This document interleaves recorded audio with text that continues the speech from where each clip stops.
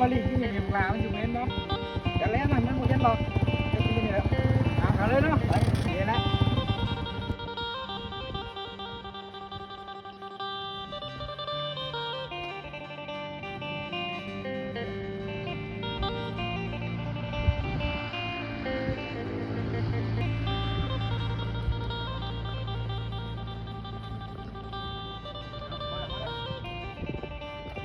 มาลิที่นี่แหละเม้นเนาะ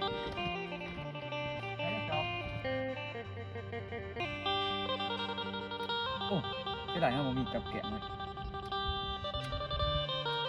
ขักได้นี่โอ้เราต้องขักดีเว้ยเรายังวะเราเจ็ดโลนี่แหละขายอยู่เมื่อคงเจ็ดโลนั่นเองโอ้ขักดีเนาะเอ้ามีกับแกะมีขักได้นี่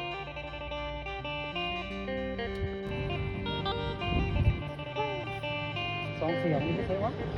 ก็ไม่เห็นเลยเบิ้งสองไปเบิ้งหน้าก่อน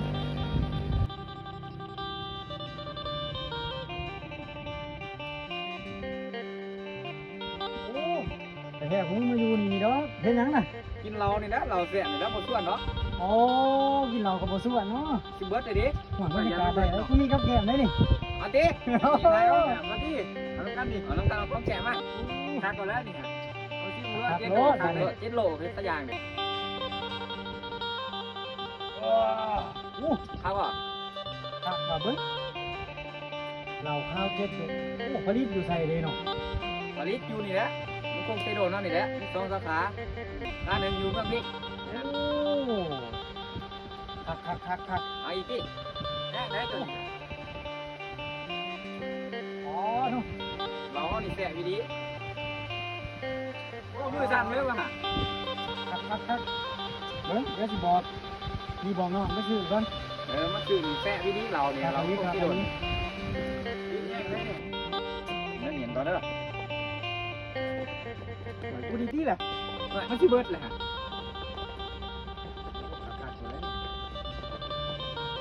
โอ้ยยอดเลยว่ะเอ้าขัดดีว่ะเอาอ่ะไปขับกูสิงขับจะได้มาเนี่ยเราครับเบิร์ดอ่ะ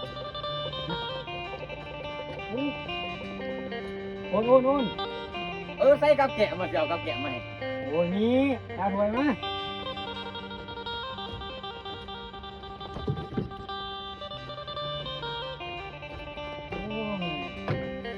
โอ้นี่กับแกะมันยังไม่ได้อะไรจะมาฮัดยังไงกับแกะนี่มะขามโอ้ยมันเป็นกับแกะนี่มันแนวแกะเมาโอ้ข้ากินเรากับแกะโอ้ยคุณวันก่อนดี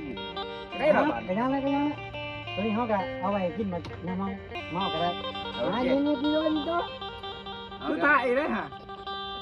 จะน้อยจะเอาห่างขาโอ้บอกกูใส่เจ้าอ่ะแล้วเราแสบเนาะออกมาได้เลยโอ้ยขนาดเลยแปลว